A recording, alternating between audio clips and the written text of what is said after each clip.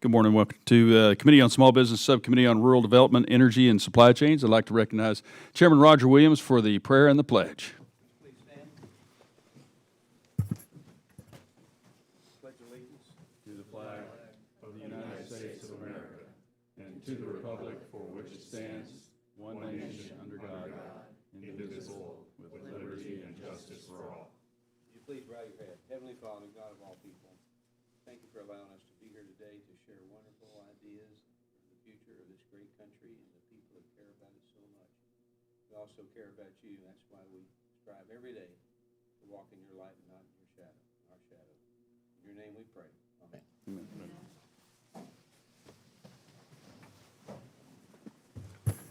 Morning, I now call the Subcommittee on Rural Development, Energy, and Supply Chains to order. Without objection, the Chair is authorized to declare a recess of the committee at any time. I now recognize myself for my opening statement. So welcome to today's hearing, Empowering Rural America Through Investment and Innovation. I want to say thanks to our witnesses for showing up today, traveling here at their own expense to spend some time with us and your expertise. So as the demand for AI accelerates, America's digital infrastructure is rapidly expanding into rural communities. This infrastructure consists of data centers being built far beyond traditional tech hubs, with many investments being made in rural areas, including in my district in Ellis County. Our rural communities and small businesses are at the center of America's AI-driven growth. Texas is leading the charge in data center development because of our pro-growth, pro-energy, and low regulatory environment that has minimized the hindrance of red tape. We've placed a strong focus on developing the workforce for high-paying, new-collar jobs, and data companies have recognized those benefits. The economic ripple effect from data centers can reinvigorate rural communities like mine by creating high-paying trade careers and supporting long-term economic activity in rural small businesses. For every direct job created at a data center, up to 7 jobs are supported in the surrounding community. Small businesses are supplying, maintaining, and supporting these facilities. From construction to infrastructure upgrades, data centers open doors for Main Street entrepreneurs and trade workers to be a part of the next generation of technical advances. Meeting the workforce needs of data centers across the country will take a whole-of-community approach to attract and train the skilled workers needed to succeed. Many of our military veterans who return to civilian life already possess the skills required for this industry. As a vet myself, I was proud to co-lead the bill that made the Boots to Business training program permanent alongside Chairman Williams and Representatives McGarvey and Schneider. Through this effort, our returning service members can be trained to fully utilize their military skills in entrepreneurship and opportunities, including those offered by the data center industry. This bill was passed in the FY25 NDAA and will continue to be a vital tool in meeting our workforce needs. Building out this workforce is a crucial step in securing America's energy dominance and supporting our national security. At the same time, industry leaders, local partners, and educational institutions are already stepping up with investments in advanced energy solutions that not only strengthen local infrastructure, but keep us competitive with the AI race with China. I look forward to hearing from today's witnesses about how data centers can support local communities, strengthen the small business ecosystem, and help build a new middle class in rural areas across the country. And with that, I now recognize the ranking member, Representative Morrison, for her opening remarks. Thank you, Mr. Chairman, and thank you to the witnesses for being here. Emerging technologies like AI and blockchains are redefining how people around the world live and work. These technologies are run on computers, but most computers don't have the processing power or compute needed to run them quickly enough for mainstream use. For advanced AI models to be developed or operated at a suitable speed, they must be hosted by a massive group of computers that collectively pool their compute, found only in data centers.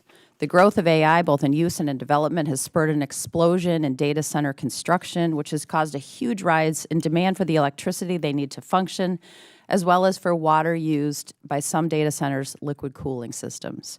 New data centers can bring benefits like tax revenue and investment to rural areas that sorely need them.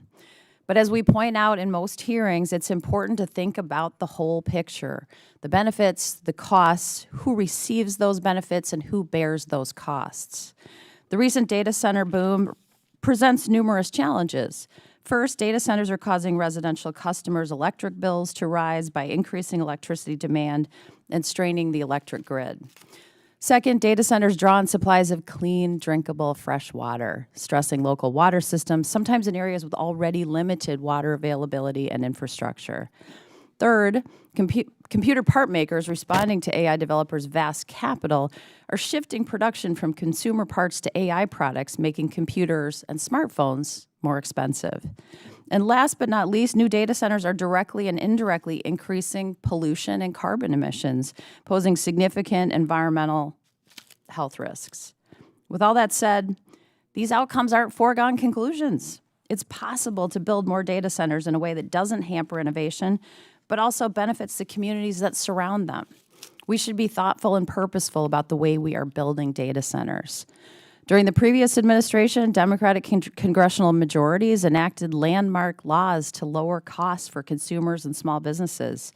The Inflation Reduction Act created tax incentives to make energy cheaper and cleaner. The bipartisan infrastructure law invested hundreds of billions of dollars in our clean water and broadband internet. And the CHIPS Act funds and incentivizes domestic computer manufacturing, stabilizing and lowering computer prices. H.R. 1 slashed those IRA tax credits, and the Trump administration is doing everything in its power to halt the permitting of clean energy products, the cheapest and fastest forms of energy to build. He's also diverted billions in broadband funding to Elon Musk's company Starlink for unreliable satellite connections in rural areas. And he proposed cutting rural water and wastewater grants by $154 million this year and repealing the CHIPS Act. Altogether, President Trump is enabling data centers to make America's affordability crisis far worse. Still, we can salvage this situation. We can follow through on the far-sighted investments made by the previous administration and put in place common-sense guardrails that shield American consumers and small businesses from the excesses of the data center boom. I hope to have a clear-eyed and productive discussion about how communities, especially rural ones, can maximize the benefits and minimize the costs of the data center projects popping up across the nation. Affordability for Americans depends on it. With that, Mr. Chairman, I request unanimous consent to insert into the record the written statement of the Loudoun County, Virginia Board of Supervisors Vice Chair Mike Turner, and I thank the witnesses for being here, and I yield back. Without objection. Without objection. Now we'll now introduce our witnesses. Is she here?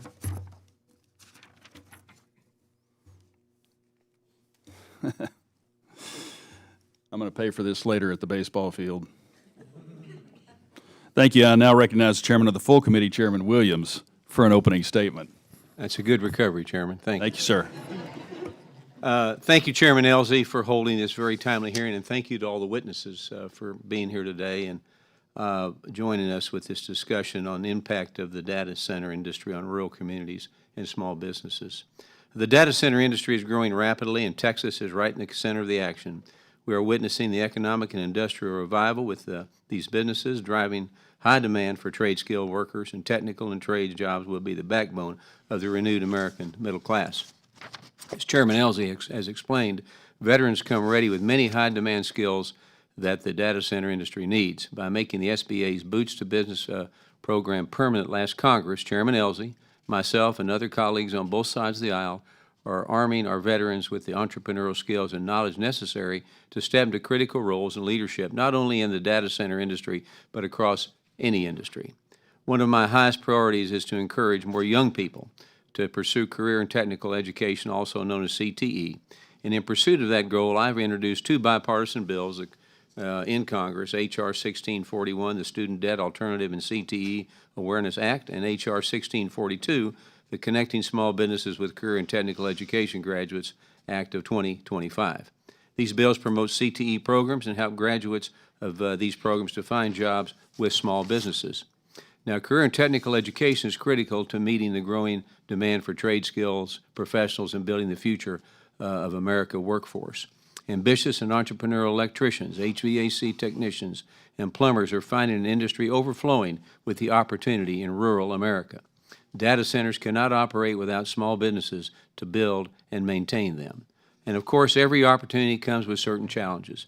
We look forward to discussing them with our witnesses today as we continue exploring the impact of data centers across our communities. I want to thank again our witnesses, again for joining us today and for your investment in the rural communities of Texas. With that, I yield back. Thank you, Mr. Chairman. Please, no wind sprints come March. And I'd like to add before we delve into our witnesses that as we talk about our veterans, thanks for the kind words, Mr. Chairman, that our veterans can be have the discipline to be trained to do anything, and they have the drive to do everything. So they're going to be an essential part of this. Our first witness today is Mr. Chris Crosby, the Chief Executive Officer of Compass Datacenters in Dallas, Texas. Mr. Crosby founded the company in 2011 after years of working at the intersection of technology and real estate development, focusing on delivering scalable, customizable, and sustainable data center infrastructure. Since founding Compass, Mr. Crosby has led the company's growth from completing its first 1.2 megawatt data center in 2012 to developing campus-scale facilities serving hyperscale customers worldwide. Under his leadership, Compass has earned recognition as one of the fastest-growing companies in the country and has become a leader in sustainability and long-term infrastructure development within the data center industry. Mr. Crosby holds a Bachelor of Science in Computer Science from UTA. Thanks for UT Austin, for those not in the 6th District. Thank you for joining us. Our next witness is Mr. Kirk Offel. Mr. Offel is founder and Chief Executive Officer of OVERWATCH Mission Critical, a strategic data center consulting firm based in Austin, Texas. Mr. Offel has had 2 decades of industry experience, having worked in executive roles with Fortune 1000 companies and major data center providers worldwide. His career includes work with Medtronic, Eaton Corporation, Hewlett-Packard's Technology Services Consulting Practice, and others. In addition to his executive pursuits, Mr. Offel is the founder of the Data Center Austin Conference and the host of the Data Center Revolution podcast. He's a U.S. Navy veteran, having served aboard a nuclear fast attack submarine, and was recognized as a member of the class of 2010 Military Top 40 Under 40. And if I might add, if you are on a fast attack submarine, you have gone to a nuclear power school, and you're smarter than everybody else in the room. And clearly, because of that hair, you are a submariner, not a pilot. I'm looking forward to hearing your testimony. I now recognize Ranking Member Morrison to briefly introduce our last witness. Thank you, Mr. Chairman. Dr. Nicol Turner-Lee is a senior fellow in governance studies at the Brookings Institution and the director of its Center for Technology Innovation. She's an accomplished tech policy expert focusing on equitable access to and impacts of technology with 3 decades of experience in research and advocacy. Her recent work includes a 2024 book titled Digitally Invisible: How the Internet is Creating the New Underclass, and a chapter in the Oxford Handbook on AI Governance. Before her time at Brookings, Dr. Turner-Lee was the Chief Research and Policy Officer at the Multicultural Media, Telecom, and Internet Council and the Director of the Media and Technology Institute at the Joint Center for Political and Economic Studies. She's also served on federal advisory commissions such as the Commodity Futures Training Commission Technology Advisory Committee, the Department of Homeland Security's AI Safety Board, and the Federal Communication Commission's Communications Equity and Diversity Council. Dr. Turner-Lee holds a BA from Colgate University and an MA and PhD from Northwestern University. She might compete on the smart front here. Welcome, Dr. Turner-Lee. Thank you all for being here. Before recognizing the witnesses, I want to remind you that you got 5 minutes. If you go over 5 minutes, I'll start tapping, and then I start screaming after that. I now recognize Mr. Crosby for his 5-minute opening remarks. Thank you, Chairman Ellzey. Thank you, Ranking Member Morrison and Chairman Willis. And distinguished members of the subcommittee. Thank you for inviting me today to testify on how investments in digital infrastructure is revitalizing rural America. My name is Chris Crosby, and I'm the founder and CEO of Compass Datacenters. After 25 years of working at the intersection of technology and real estate development, I founded Compass in 2011. We design, build, and operate the customizable, scalable, and sustainable foundations of the global hyperscale market. It's vital to distinguish our work from crypto farms or transient AI factories. We build hyperscale campuses, enduring civic infrastructure that supports the banking, cloud computing, AI, and social connectivity services Americans use every day. We're in the middle of the most significant economic transformation since electrification. Data centers are the equivalent, 21st century equivalent of the railroads coming. They are now moving beyond traditional tech corridors into rural communities. They're bringing substantial capital, jobs, and infrastructure investment. There's an outdated myth that data centers only provide temporary construction jobs. In reality, our campuses are 100-year assets. They're part of the communities that they sit in, and they're in a state of constant evolution. In Red Oak, Texas, Chairman's district, located, our investment has triggered a significant butterfly effect. We provide stable work for over roughly 1,500 construction workers during the decade-long build-out and anticipate over 400 permanent, high-paying jobs, operations, maintenance careers, technology careers on the campus. We anchored a new industrial hub by partnering with Schneider Electric to build a 105,000 square foot manufacturing facility next on our campus, in the middle of our campus, creating an additional 350 jobs on the campus. Before our 2021 investment in Red Oak, new sales tax business permits in the municipality grew at a meager 12% annually, which for North Texas is not doing very good. Since we began construction, that growth rate has surged to 43% compounding. Data center campuses function as sustained economic engines, creating a butterfly effect of new restaurants, retail, housing, and other developments within the communities. And if you've driven through Red Oak, Texas, you see the bridges and the construction, and the new schools, and everything else that's coming along with it. On energy, large data centers serve as anchor tenants for the grid. Our national grid averages just about 50% utilization throughout the year. So by utilizing this underused capacity, we help take those fixed costs across more electricity sale and actually do put pressure down on the rates for families and not small business and small businesses to pay less. Let me be very clear on this point. Data centers pay more so that families and small businesses can pay less. There are scenarios where we are regulated to not be able to do that, but that is not for want. At Compass, we go even further with our co-serve model. To quote John Knight, the Assistant Director of Economic Development in Red Oak, Texas, Compass builds redundancy into our grid, supports our infrastructure. I love what data centers are doing to improve our community's quality of life, end quote. We fund transmission lines, substations, and interconnects through upfront contributions in aid of constructions, also known as kayak payments, strengthening the local grid for everybody. However, outdated regulations still limit our ability to contribute even more. We need emission standards that distinguish the cleaner hydrotreated vegetable oil, or HVO, that we use, we pay more for than diesel, from traditional diesel, so that we can stabilize the grid during emergencies without penalty. We don't want black soot going in the air for our communities. We need the EPA to formally classify mandatory grid curtailments as emergencies, allowing us to support the grid, be grid resources during extreme weather events like this coming week, and without risking compliance violations. And we need regulatory flexibility to allow more proactive private funding for long-term grid and infrastructure.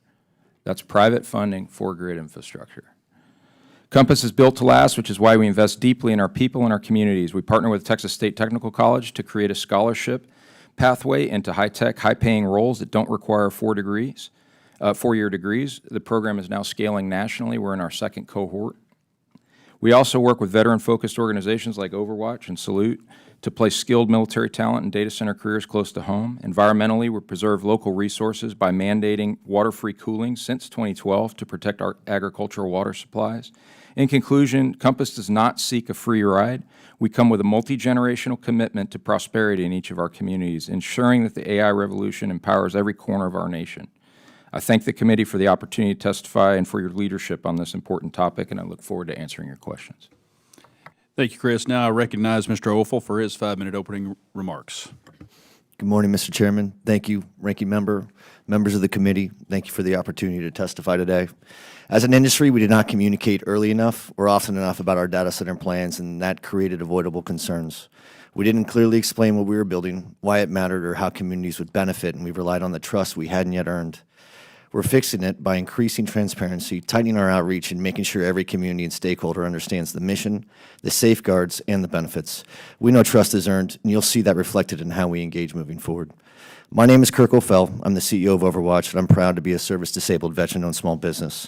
Before I ever set foot in a data center, I spent 5 years in the U.S. Navy serving aboard the U.S. nuclear fast attack submarine, the USS Memphis. That experience taught me something simple. You don't accomplish big missions with big slogans. You accomplish them with small, highly capable teams who know how to execute. And that's exactly what's happening in the AI boom today. Let me be blunt. Small businesses are the backbone of this entire industry. I'm saying the AI boom does not happen without us, period. Today, more than 75% of the whole AI infrastructure ecosystem is driven by small businesses. We're the ones building AI factories. We're the ones pulling fiber, erecting steel, trenching conduit, fabricating components, hauling equipment, running logistics, and delivering professional services that keep projects moving. As our grid gets pushed harder than ever before, it won't be big company flying in from out of state fixing that. It'll be a local electrician, local line crews, local engineering firms, and local contractors, small businesses that actually understand the communities that they serve. We're going to see new small businesses pop up in manufacturing, equipment rental, transportation, environmental services, permitting, legal, security, cleaning, maintenance, you name it. And all the indirect jobs, housing, food, retail, childcare, all grow because of this work, and we've seen this before. Every major leap in American infrastructure has had the same outcome. Small businesses become the biggest winners. They grew with the railroad era. They scaled during the electrification of America. They expanded through the construction of the interstate system, and they absolutely exploded during the automobile revolution. Each of those moments didn't just change the country, they created millions of small businesses that reshaped the American workforce. And today we are living through what I believe is the fifth industrial revolution, a revolution powered by data, intelligence, and people who build and sustain the infrastructure behind it. AI factories are no different. They are simply the 21st century version of those earlier transformations, and they will become the next great engine of American small business growth. Let me put some numbers behind that. For every $100 billion we invest in building digital infrastructure, we get $800 million in local tax revenue, 500,000 new jobs, $40 billion in labor income, and that's a $140 billion boost to the U.S. GDP. Now I want to address the concerns we all hear: energy, water, environmental impact, and job creation. All valid concerns. They deserve our attention, and they're beginning to get monitored very closely. But the answer is not to hit the brakes. The answer is the same answer we used when we built the railroads, electricity, cars, and the roads. We govern it, we guide it, and we build it more responsibly. People forget this, but the first cars were horribly inefficient, wildly polluting, incredibly dangerous, and brutal on city infrastructure. So what did we do? We built smarter, we built safer, we set standards, and we improved efficiency. Progress doesn't happen because we avoid the challenge. It happens because we take it head on. That is the American way. Today we have 5,400 data centers in the U.S. That's the most in the world. Hyperscale capacity has doubled in the last 5 years, and we're staring down the barrel of $5 trillion in construction over the next 5 years. The industry is on track to triple by the end of the decade, and for the first time ever, we have the ability to retrofit the past, to take older facilities and make them just as efficient as the new data centers we build today. AI factories are the most transformational infrastructure America has ever attempted to build. Henry Ford enabled the movement of people and goods. AI factories enable the movement of data, intelligence, and services. And once again, they're going to create millions of small business opportunities, just like cars did, just like the railroads did, just like electricity did. But here's the part that matters the most, and this is where my Navy background speaks up. If we don't build this infrastructure here, if we don't scale it, and if we don't support it with American labor and American small businesses, those jobs and that technology are going overseas. And they'll go to countries who have worse environmental standards, less transparency, and strategic interests directly opposing our own. This is not just an economic issue. This is a national security issue. So to the committee, I'll leave you with a piece of history. Energy has never been a reason for us to stop. It's a reason for America to lead. Growth isn't a threat, it's an opportunity. And small businesses, they're not just part of this story. We are the story. Empower us, and we will build the next generation of American infrastructure. Fail to empower small businesses, and we will fall behind nations that would love nothing more than to take our place. Thank you, and I look forward to your questions. Thank you, Kirk. Now I recognize Dr. Turnerly for her 5-minute statement. Chairman Ellzey, Ranking Member Morrison, and distinguished members of the subcommittee, thank you for the invitation to testify today. AI is changing the way we work, how we learn, get well, and interact online, as well as emboldening other transformative cases like speeding up the development of scientific discoveries and better evaluating climate impacts. But not all consumers have full access to AI, especially those with limited internet access or lack the digital skills to utilize it in their lives. Rural communities, especially small businesses and farms, have been historically left behind when it comes to technological innovation and can benefit from what AI offers. With vast topography, rural areas tend to have the land needed to support physical data centers. Technology can create avenues for economic development in areas like rural that are experiencing declines in population and farming assets, as well as insufficient access to high-speed broadband. Data centers have gotten increased visibility as economic drivers, but this will only be the case if they're built in ways that are additive to the local community and bring limited harm to residents and local businesses. In my testimony, I want to discuss the increasing explosion of data centers, but talk about how they require a national framework for resources, security, permitting, and community benefits. State and local leaders, business owners, employees, and residents should participate in planning and implementation together with technology companies, big or small. Communities must be actively involved at the onset of data center development and have transparency to assess the impacts of electricity, water, noise, and light pollution, jobs, land use, tax revenues, all of which I detail in my written statement. With the various types of facilities, including enterprise, hyperscale, co-location, and edge, technology companies are investing in larger facilities for greater computing power. More compute requires more space, equipment, electricity, and water, resulting in a set of unknown environmental hazards that we have yet to realize. Some tech companies are greatly benefiting from the explicit support of the president right now, whose favorable stance towards more data centers to compete with China has expedited permitting and bypassed environmental remediations as part of the tenets of the AI Action Plan. However, the current administration has also threatened to rescind federal funding to states if they stand in the way of AI deployments, and just in December, the White House issued an order making states ineligible for BEAD non-deployment funds if they threaten such. Threats to states through moratoriums and lawsuits are counterintuitive to the ultimate goal for having data centers in the first place, leaving communities without agency in conversations involving not just data centers, but broadband in their community. More importantly, we must listen to communities. Data centers have been the central focus of some gubernatorial and state legislature campaigns during recent elections in New Jersey and Virginia and other places, where consumers saw rising electricity rates coincide with unprecedented demand for new data centers. A middle ground must be met to balance the needs of advanced technologies with the demands of residents who just seek clarity, buy-in, and oversight in these data centers that are being built in their backyard. Further, communities should not feel the drain of data centers on their natural and generated resources, and with the environmental impacts still largely unknown, we need to make sure that the rollbacks that we made in the Biden-Harris administration in terms of clean renewable energy sources do not have disproportional impacts in the future. I want to also say about job creation.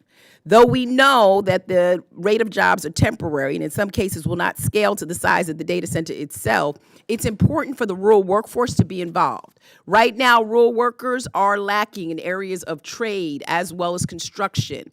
These challenges offer opportunities for government agencies, businesses, and local governments to collaborate on solving those workforce shortages and rooting training in ways that those people stay in the community and become the pipeline for rural communities going forward.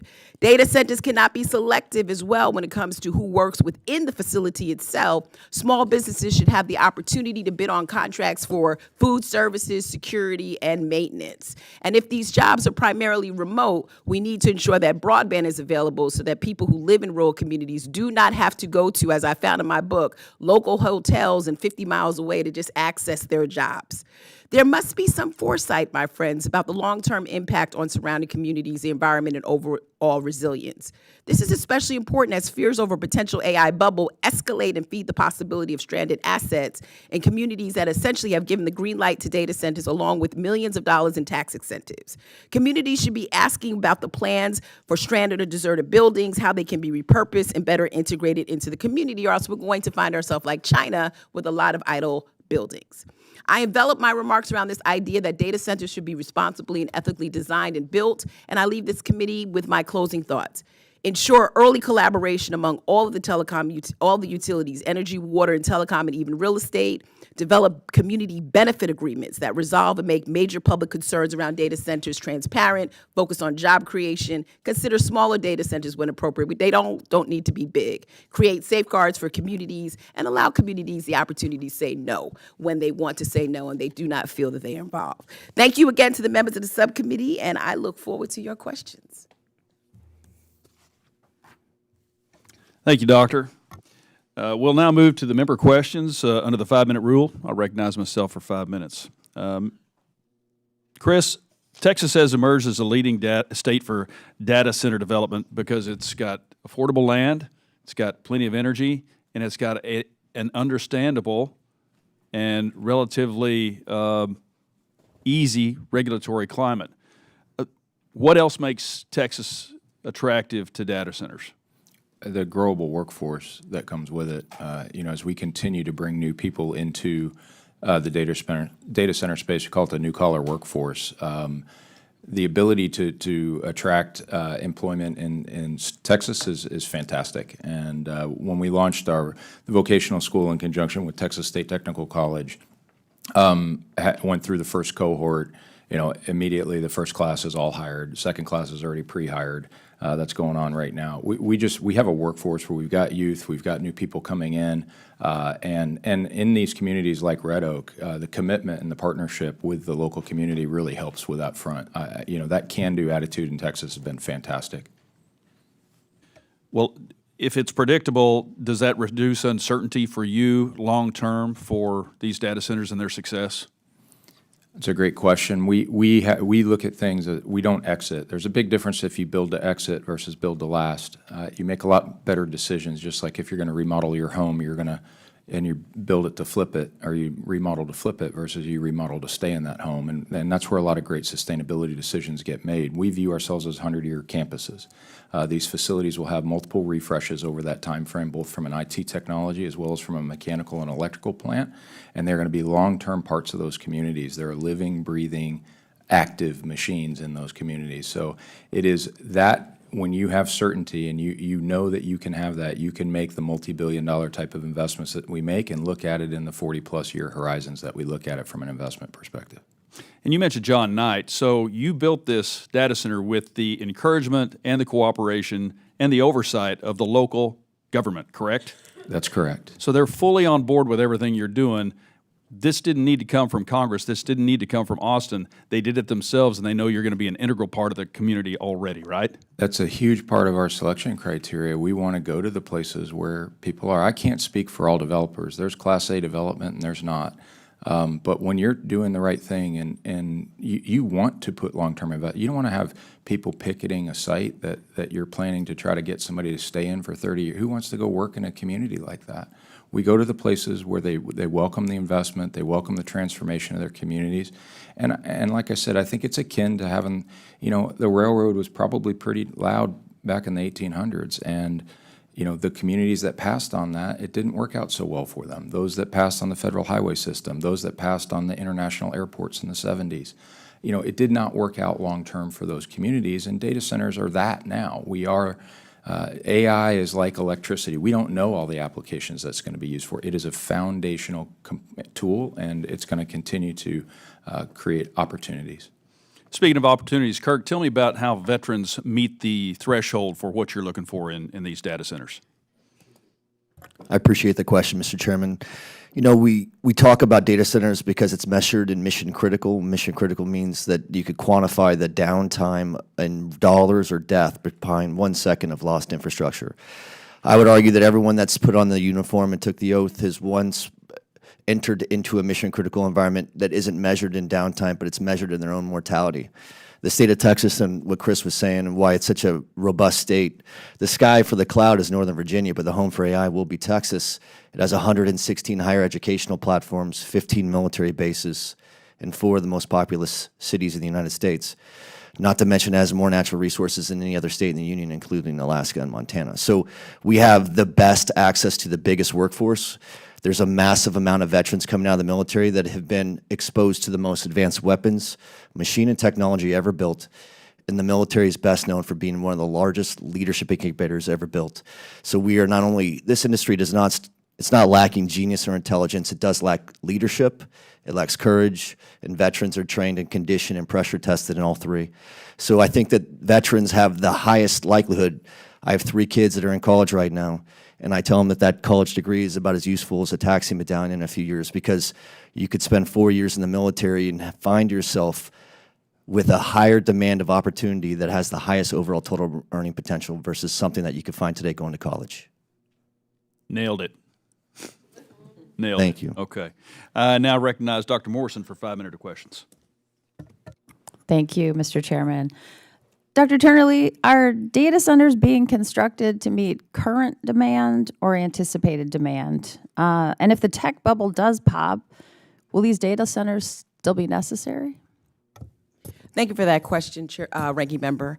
I do think that data centers are necessary. I mean, the current compute demand of AI is out the box, right, in terms of everything that we're doing every day, as well as what we're trying to do with future scientific discovery.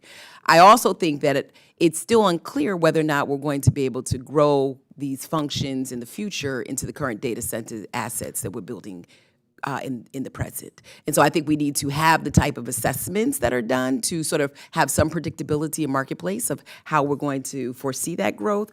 But I also think that, you know, there are other types of data centers that can be built to accommodate what we're talking about with AI. Thank you for that. And what would happen to these data centers and the associated jobs if the tech bubble does pop? One of my fears, and we've written about this at the Brookings Institution, myself and Darrell West, my colleague, is that we do need to have programs that leave workforce opportunities within rural communities after the life of the data center. So it's particularly important that we have programs that sustain themselves, where those carpenters and electricians and welders are receiving training as well as recertification using AI, and they're able to bring that asset back into their communities post the life of this one infrastructure asset. Thank you. The Environmental Protection Agency has announced that it will no longer consider the health benefits of reducing air pollution and regulations, still shocking to say those words, cutting human health protections in favor of the fossil fuel industry.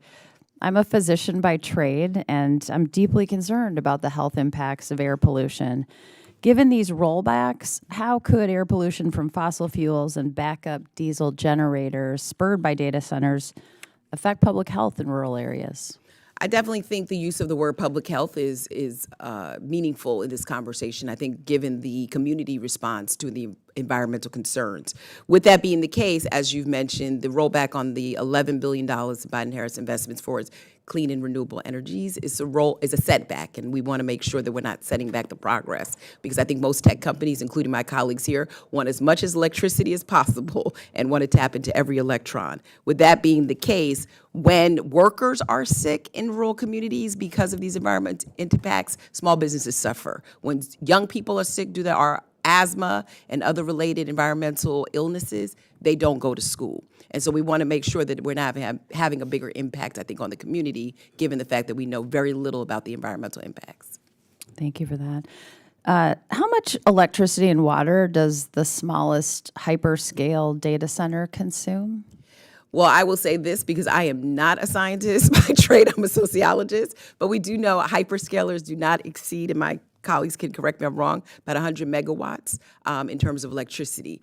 We also have to consider the off-site electricity that is used.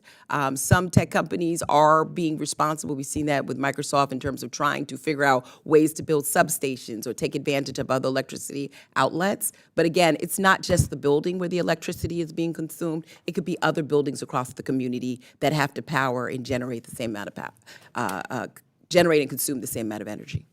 And what about water? How much water is used? Yeah, water is tricky as well. Based on the size of the data center, we still see a continuous flow of water. Again, given the fact that there's been advancements in science when it comes to closed loop systems or using recycled water, I'm very excited about these opportunities. Again, water consumption is critical. Data centers have to be cooled. And if they are not cooled, it sort of takes the whole investment and throws it out in the wayside.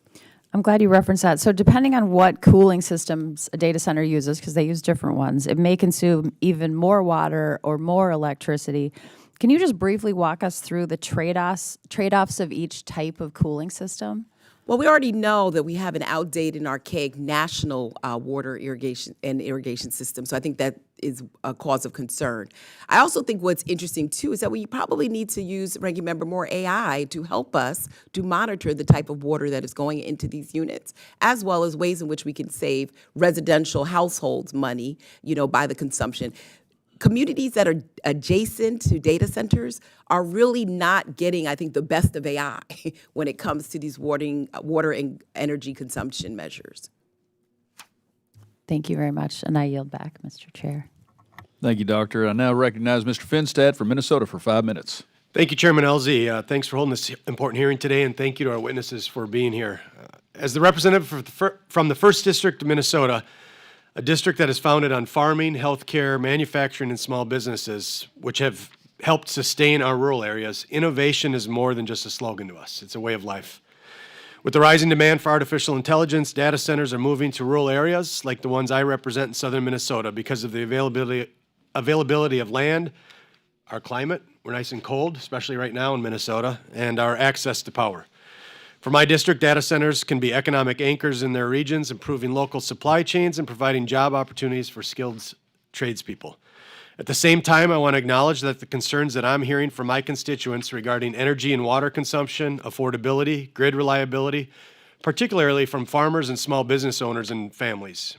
People want assurances that new energy-intensive developments won't increase their utility bills or put a strain on local power and water systems. This hearing today is about ensuring that rural districts like mine are ready to take advantage of innovation while solving real problems like labor shortages and energy security. I look forward to the discussion today and learning more about ways we can empower rural America to lead on this next wave of innovation. So with that, just a couple of questions. Mr. Crosby, many of my constituents in southern Minnesota are concerned, have questions, maybe just don't know for sure. In regards to, I guess the questions I hear is really, the big energy-intensive facilities like data centers, they're new to us. They may increase electricity prices or put stress on our local grids. We just heard a little bit about the water discussion. You've made the case that data centers can serve as an anchor tenant that reduces costs by spreading out fixed infrastructure costs and making upfront grid upgrade payments through contribution in aid of construction. So what's your company doing to ensure that data centers and development in rural areas does not increase energy costs for community members and small businesses? Thank you for your question. We do not go to these environments and look for the environments to pay us on these. So we build infrastructure. We've bought land and transferred it to the utility company for easements. We pay for transmission. We've paid for switching stations, substations, and the like. That's our infrastructure that we are utilizing.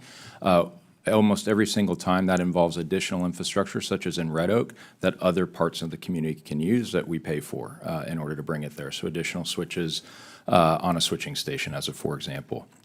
The other aspect to this is that we are trying to work as well with the regulatory bodies on trying to get data centers to become grid resources. So we're going through this cold snap right now. During Storm Uri, if data centers had been allowed by law and not threatened with criminal penalties to operate, 12 people would not have died during Storm Uri in the state of Texas.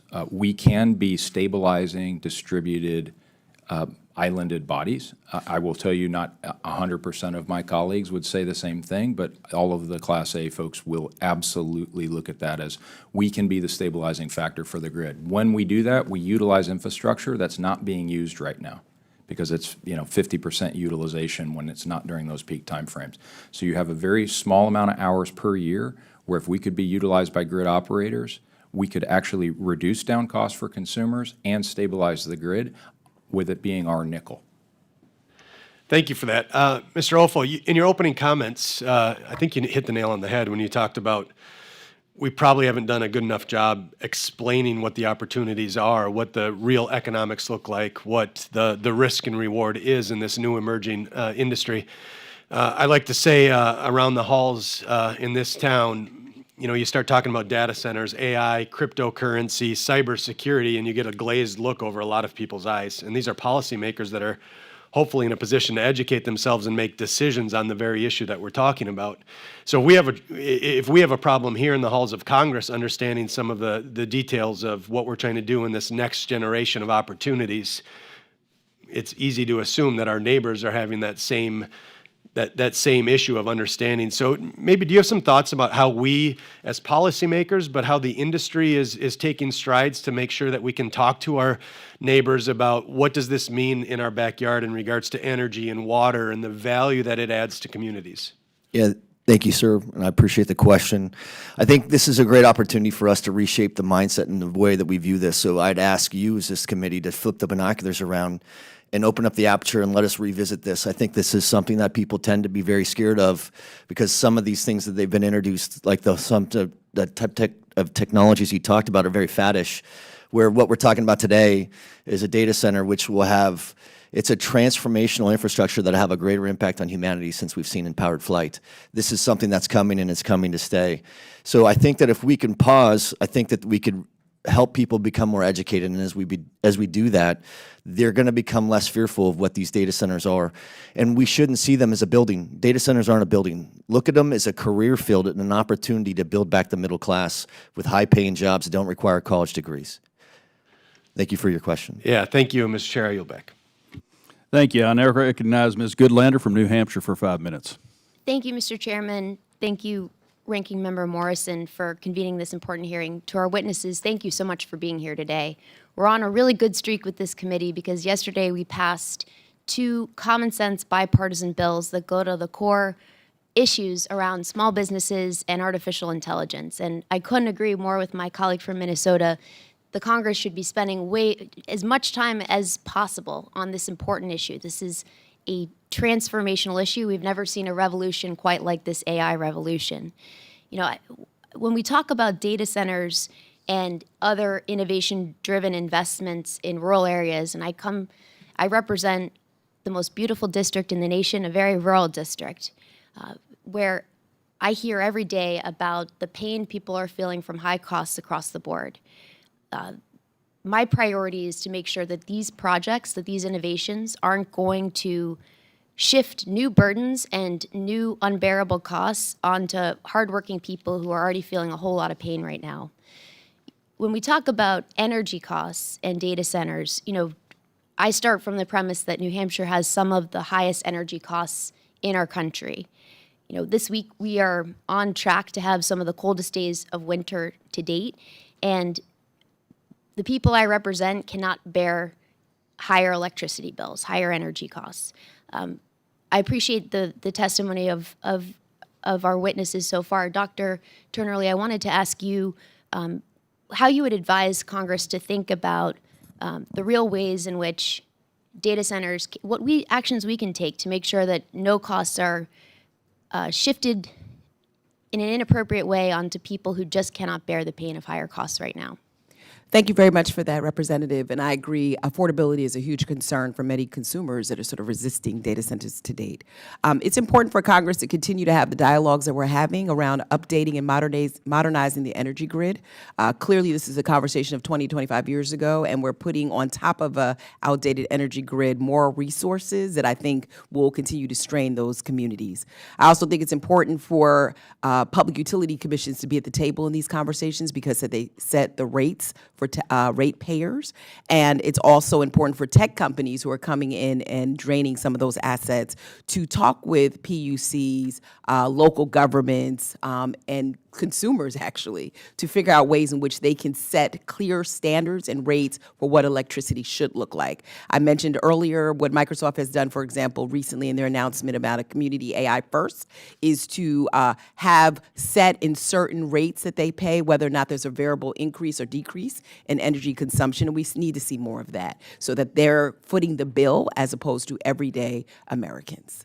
Well, I want to ask also about water security and water costs, because when we look at utility bills in New Hampshire, what we've seen in so many of the towns I represent, particularly in the southern part of my state, big foreign corporations have come into New Hampshire, polluted our water, eliminated our wells. The costs of clean water have never been higher in our state.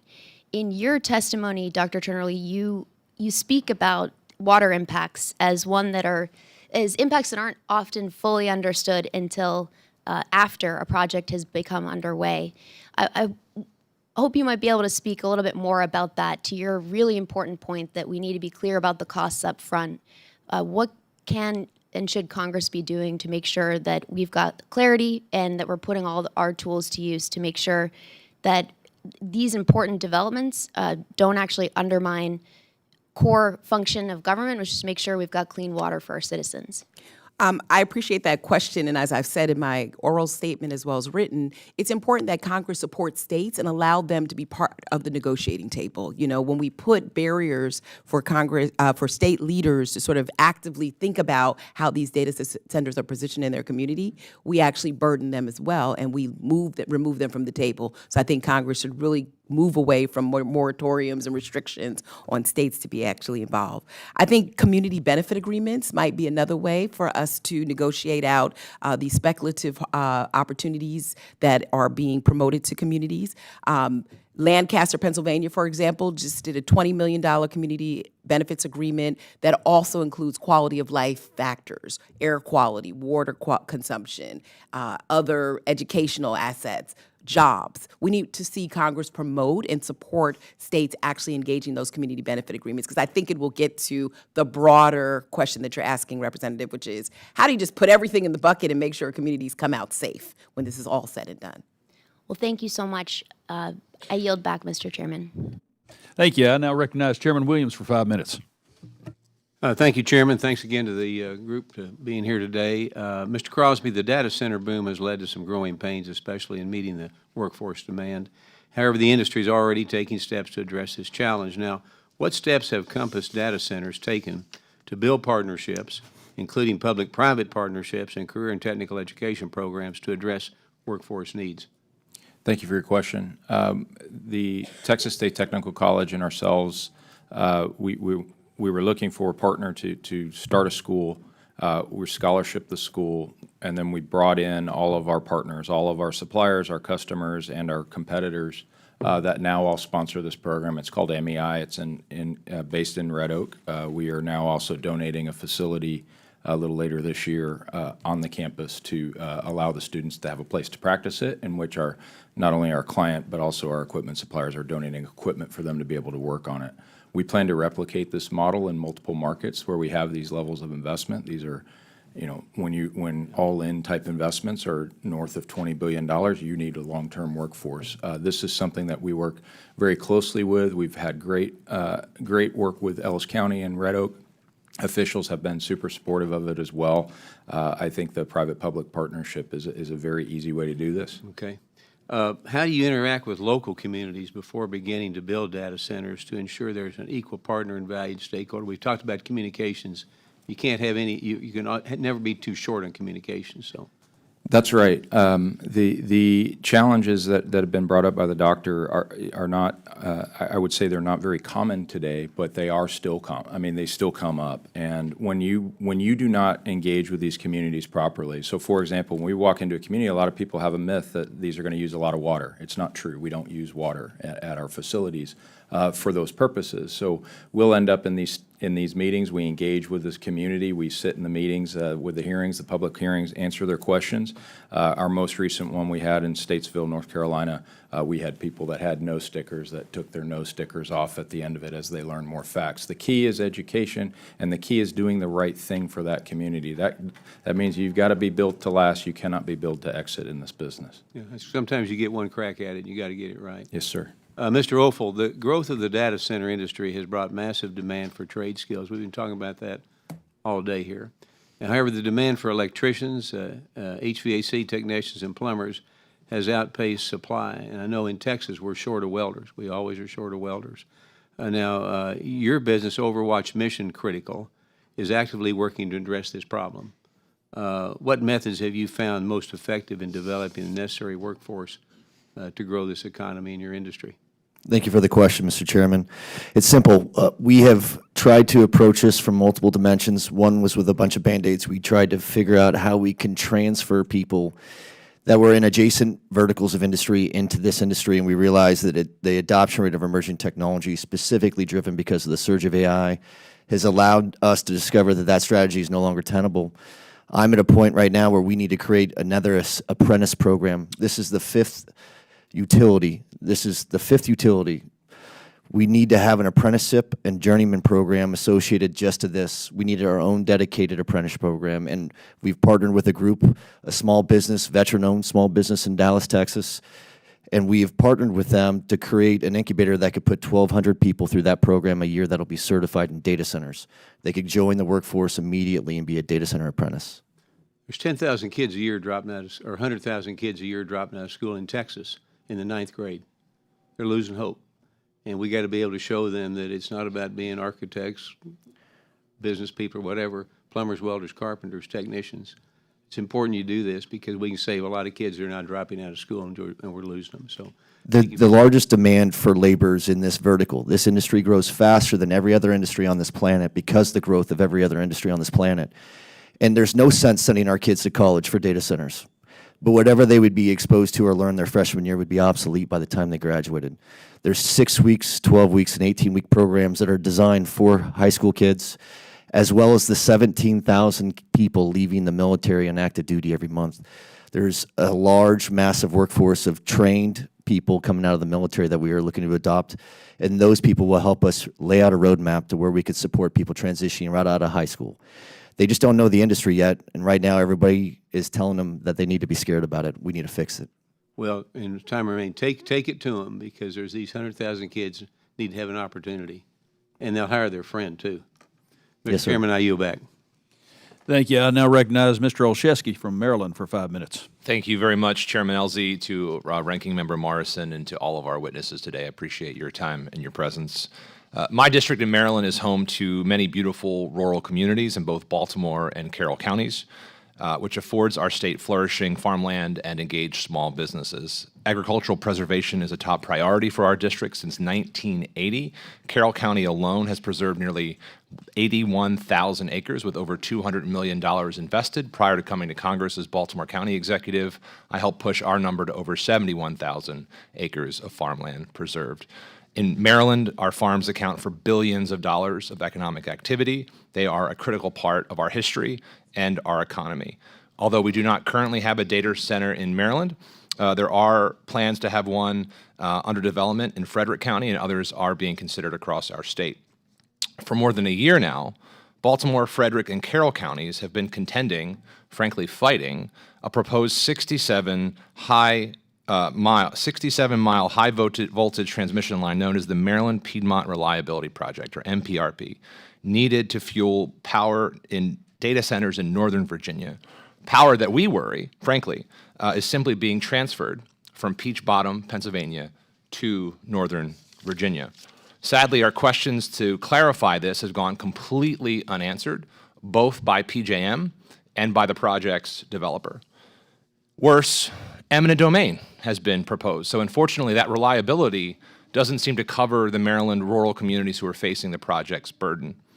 Even worse, to Ms. Goodlander's point, the cost of this project, $424 million, would fall on Maryland ratepayers who were already crushed under a cost of living crisis and increasingly high utility costs in our state.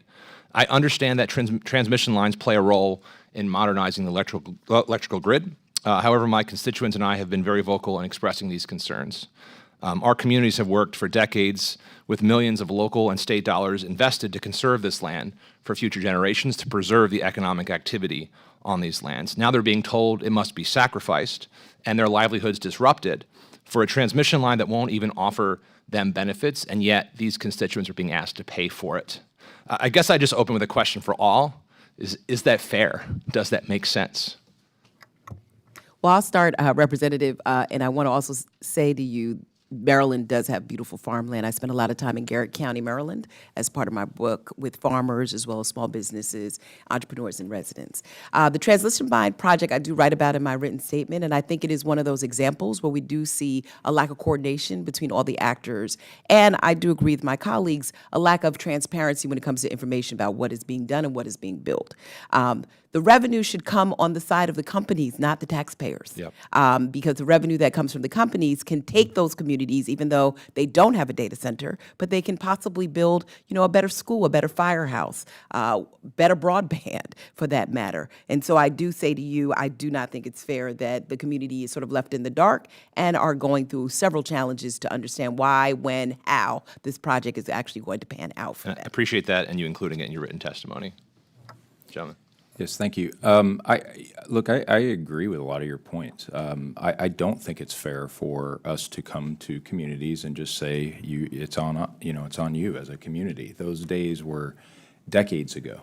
There are a lot of new players that are doing that sort of technique, and check their capitalization and check their track record. That's what I would say if you're a community looking at these groups. The other thing I would state is this should be a very bipartisan issue.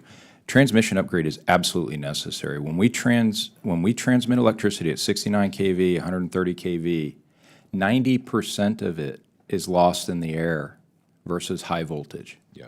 90%. That means we don't have to produce more generation. That means we have generation that just gets wasted. And this is one of the biggest things that we should that all parties should rally around. We need to upgrade this. That's the easiest, cheapest way for us to do things. Yeah. And data centers want to contribute to that. Come to any of our locations, and you will see that brand-new transmission at high And I voltage. appreciate the consensus from two of you. Just with my 30 seconds left, and Mr. Offel, hopefully I'll give you a chance to respond as well. But I just want to put on the record, Mr. Chairman, a 2024 Lazard Levelized Cost of Energy report, as well as a Next Era Energy's 2025 investor presentation. I ask just unanimous consent to enter those into the record. Thank you very much. Just want to point out that renewable energy projects, according to these, are both cheaper and faster to get built to help fuel this need. So I appreciate our opportunity to look at that, and I apologize we didn't get to you on the answer there, but I really appreciate your testimony. Thank you. I yield back. And now recognize Mr. Schmidt from Kansas for 5 minutes. Thank you, Mr. Chairman, and like my colleagues, I want to thank our witnesses for being here today. It's a topic not new to you, but still very new to many of the communities that we represent. And it, like a lot of new subjects, as has been suggested here today, it tends to present itself in different ways in different communities. I've listened carefully during the time I've been here to some of the suggestions and responses you've had regarding questions about community engagement, which I appreciate very much. Let me ask just a much more sort of global question on that. So I came out of state government. I'm a state and local control person philosophically, and I believe it in my bones, and I'm certainly not advocating something different here. Having said that, one of you at least compared in your written testimony the development of the data center industry to the development of the railroads. And obviously 150 years ago, that was a nationalized policy conversation that resulted in national control, some of which we still deal with the downstream effects of that today. But it also created a tremendous industry. And I guess I would just ask you to speak either with particularity or philosophically about, as you look forward how this industry is going to grow, what's the right balance between federalizing some of these decisions, standards, requirements, and leaving it to those case-by-case local advocacy decisions? And we can just go down the road, Mr. Crosby. Thank you. Look, I believe the local is always the first approach. There were comments about water and water usage. Those are negotiated locally. Those are not negotiated on a big basis. So those communities are making those decisions live, and we see that. The state of Texas has an advantage in some ways because FERC is not engaged with some of the things, and the ability to adapt technologies a little bit faster to try new things. I think speed is one of the elements where there is an aspect where you're continually making adjustments, continuous improvement types of items as you get feedback from these sorts of infrastructure investments. We are putting in massive amounts of capital into the ground and into the wires that are going ahead. Building plants, renewables was mentioned. Data centers and data center users have been responsible for over 70% of the PPAs that are around renewables. We are driving change. We want to do the right thing. The top companies definitely do, and let us work with those communities to continue to innovate and come up with these new and creative ways to do things. Mr. Offel? Yes, sir. Thank you for the question. Just to put a pattern together for a bit of history, when we started with the first major infrastructure upgrade in America, the railways, the number one concern was energy, and the number two was environmental impact. And when we did the electrification of the grid, the number one concern was energy, and the number two was the environmental impact. The third was the interstate highway system, and the fourth was the automobile. And in every case, the primary theme has always been energy and what is the impact on environment. And now we're evolving to what are the jobs that are being created as a byproduct of these vertical industries that are emerging. The things that take an industry like ours, which is niche, and today this represents the fact that we're now in the mainstream, is industries that, like the automobile industry, when we were rolling those cars out on the road, they lacked safety, regulation, oversight, governance, regulation, and many would argue ethics. Some of the same things that you are challenging us on, and justifiably so, today. The answer is we have to have a partnership with you. We must be working with all elements of levels of government, and we need to be able to make sure that someday you understand that we're no longer consumers of your utility. We're creators of it, making us partners of it. We will be able to reinforce, and I think in your district, what he was talking about was to have the ability to island ourselves. If we have, since the birth of this vertical, 55 gigs of energy on the grid, we're under construction today for 40 to 80 gigawatts of natural renewable energy, meaning that we will not only put our own energy on the grid and tie it into the grid in a closed transition, allowing us to cogenerate. That gives us not only the ability to move the needle to the left, but we reinforce that grid so that the people that are out in the urban areas aren't at risk of losing power because data center providers are the ones that are building it. And today, with the exception of a few misfit toys, we are at zero water design on data centers. We don't use water for the same reason you don't use water in your radiator, which is a closed-loop system. It doesn't absorb and reject heat fast enough. These data centers are so dense that we can't use water. So we're here to partner with you on creating more water, and we are partners to the utility. We will become a utility ourselves.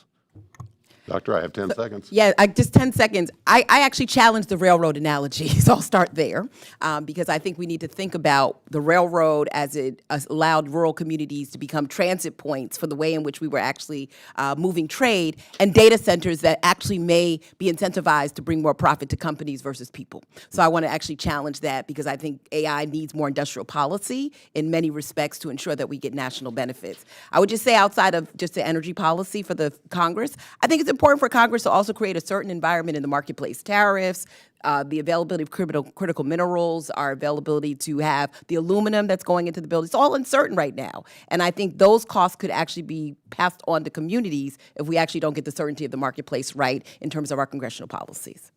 Thank you. I yield back, Mr. Chairman. Thank you. I now recognize Ms. Skelton from Michigan for 5 minutes. Thank you, Mr. Chairman.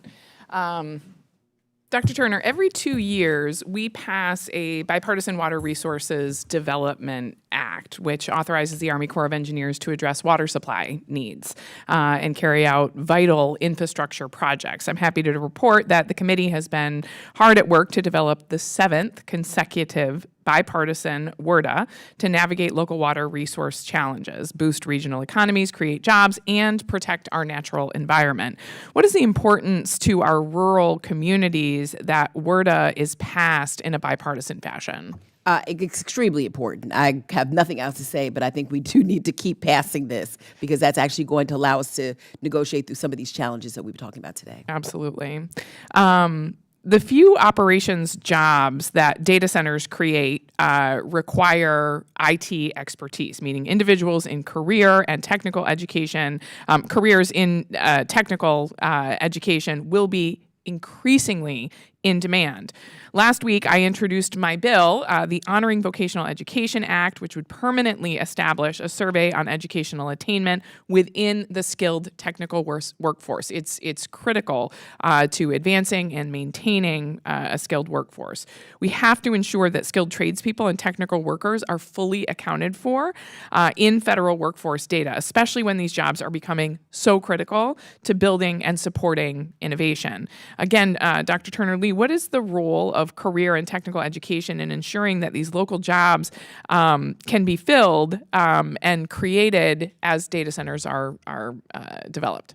I completely agree with you. A couple years ago, when we had the BEAD money, I did the same thing with broadband because these are livable wage jobs. Yep. They're jobs that we need to build the infrastructure, just as the Hoover Dam. We had to build that dam. We have to find workers to do the same thing. I think we need to continue to invest in technical training, but I also want to make sure that there will be jobs that have some IT slant to it, because technical jobs, even your greatest plumber has to rely upon AI in some way or form to do their job. And so it's important for us to balance that. How do we actually do the acute, faculty skills alongside making sure rural communities and rural citizens know how to actually maneuver through AI itself? Absolutely. They go hand in hand and have to be developed together. One last question for you, Dr. Turner-Lee. In your testimony, you discuss the importance of ensuring early collaboration between utilities, local governments, and their rural communities. Just last month, in my district, a planning meeting for a data center in Kent County was canceled due to overcapacity, with hundreds of residents showing up to make their voices heard in these discussions. How can we, as members of Congress, help facilitate and support these conversations to ensure that residents aren't left in the dark as planning for these data centers continues? Well, I want to agree with my colleagues, particularly my colleagues who are in a space where they're working every day with some of these local communities, and I commend them on the efforts that they have put forth. I do think Congress should put out some type of data center literacy act, something that allows people to know that this next stage of innovation, if we're comparing it to the railroads, is an all-in project. Yeah. Everybody needs to be at the table. I think we're seeing these rooms full to the brim because people are really worried. They're worried about the things that they know based on what the media is telling them. They're worried about the things that they don't know. Yep. I think it's an easy fix if we actually find ways to raise their literacy around what data centers are, what they do. And I actually would say that we connect this to AI literacy bills. Yep. So people know that when there's a data center in your neighborhood, there's a benefit to you as well. Yeah. And what you can access and do. Absolutely. I'm already working on something like that with one of my colleagues from Michigan. We'd love to run it by you, get your input on it as well. So thank you so much for your testimony. Thank you. I look forward to working with you. Thank you. Thank you. I now recognize Mr. Weed from Wisconsin for 5 minutes. Thank you, Mr. Chairman. Thank you to all of the witnesses for being here today. We appreciate the work each of you are doing to shape the future of America's digital infrastructure and the communities that support it. Across the country, we're seeing a rapid growth in data centers driven by the accelerating demand for AI. Increasingly, these facilities are choosing rural communities, creating new opportunities in skilled trades, construction, and facility operations, offering a pathway to stable middle-class careers in regions that have too often been left behind. At the same time, this expansion brings real challenges, from meeting the energy needs of these facilities to the increase in workforce demands. Small businesses are central to this story. They are the contractors, suppliers, and service providers who make these projects possible and who stand to benefit long after construction ends. As AI demand centers continue to grow, it is my hope that we can find solutions that balance the needs of tech entrepreneurs while also protecting the rights and the voices of course, our local communities. Mr. Crosby, we'll start with you. In your testimony, you said that data centers act as anchor tenants that put downward pressure actually on electricity rates, and that is one of the biggest concerns. We have a project in northeastern Wisconsin that was the community was very, very involved. That was one of the big concerns, electricity rates. Could you expand, walk us through, how rural taxpayers actually could see savings? Yes, in states where it is not regulated that they have to share everything with consumers. So there are states and regions in the country that it is forced to be shared. So even if you wanted to foot your own bill, you are not allowed to foot your own bill. It is forced onto consumers. In those other states that is not the case, you can, one is the connection interconnect charges, that's paying to bring the power to you. That's what we pay for, those charges to do that. The second is, how do the rates come down? So keep that first cost off of bringing the transmission to you. Now, how do the rates come down? Because if we can utilize existing infrastructure, the grid runs at about 50% right now. And if we can use that infrastructure for the vast majority of the year, in a state like Wisconsin, you might have 20 hours a year of peak power out of 8,760 hours. That means we could be utilizing that capacity and then island ourselves during those times where the grid operator says, it's a tough environment. Go ahead and come off the grid. We don't want consumers to.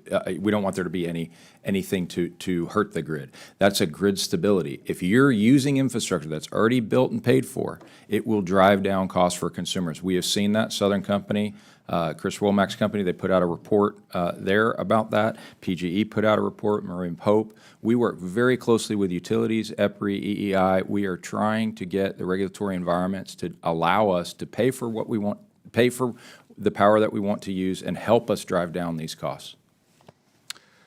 You also mentioned another thing that I've heard a lot with this most recent one in our community is depletion of the aquifer. You mentioned that Compass mandates water-free cooling technology to protect agriculture water supplies. Can you explain what that looks like in practice? Yeah, I grew up in the state of Texas. Water's always been a precious resource. We were one of the very early adopters of saying no water. A lot of evaporative cooling was used in the space. That got eliminated several years ago, but for a few, as Kirk liked to say, misfit toys, and then some that are using evaporative cooling but creating water positive environments where they are investing in and replenishing aquifers more than what they use. I do not think it is a valid claim anymore to say with a blanket statement that data centers use water. I reject the premise of that. Let's go to Mr. Offel. I think you acknowledged that the industry hasn't communicated very well with local communities, and I feel we don't want them blindsided. And so, from your point of view, no question we need early engagement, and engagement is very important in these types of things. What does early engagement look like to you? How do we ensure that rural residents they feel informed rather than blindsided? That's a fair question, and their concerns are extremely valid. We're not trivializing those. The only way to solve it was with immersion.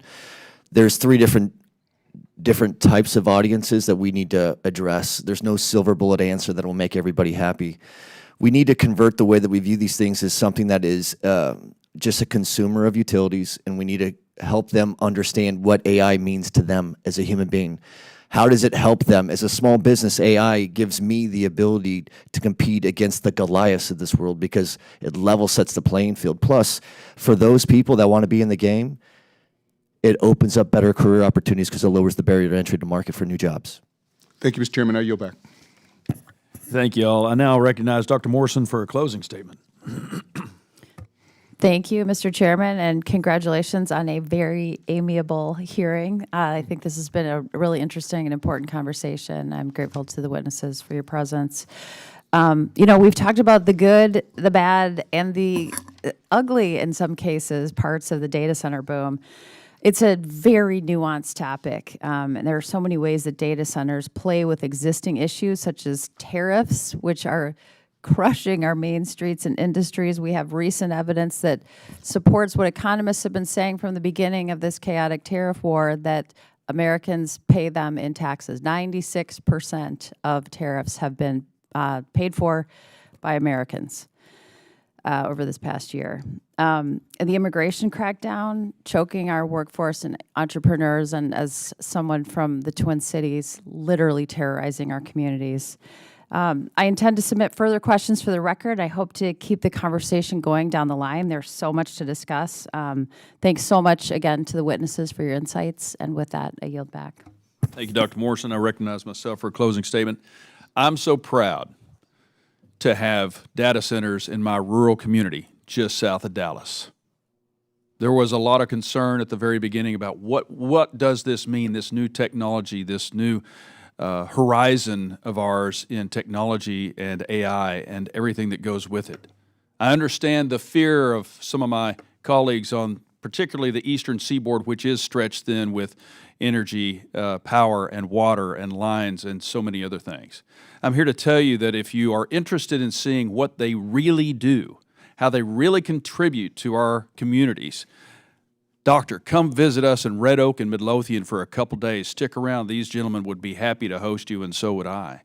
As I look at the city of Red Oak, which is growing by leaps and bounds because of industry coming there, a talented workforce, all of the people in that community are benefiting from these data centers coming to them. From construction, from flipping burgers, from Walmart, from Brookshire's, to home builders, to everybody else in between, and a strong, stable tax base to provide excellent schools, excellent public schools for our kids. They're not drawing on the water. They're adding to the power. They're adding security in a lot of rural communities that, in many cases in Texas and elsewhere, are those rural communities are looking for a reason to survive, and many of them are struggling. This new technology gives them an opportunity to do so. They're doing so responsibly with the cooperation of state and local governments, and they're an incredible benefit to the state of Texas and to Red Oak, Midlothian, and Ellis County. So I want to thank everybody for participating in this robust discussion today. It's been a fantastic hearing. I hope it generates more discussion going forward. Thank you all for being here. And without objection, members have 5 legislative days to submit additional materials and written questions for the witnesses to the chair, which will be forwarded to the witnesses. I ask the witnesses to please respond promptly. If there's no further business, without objection, the committee is adjourned.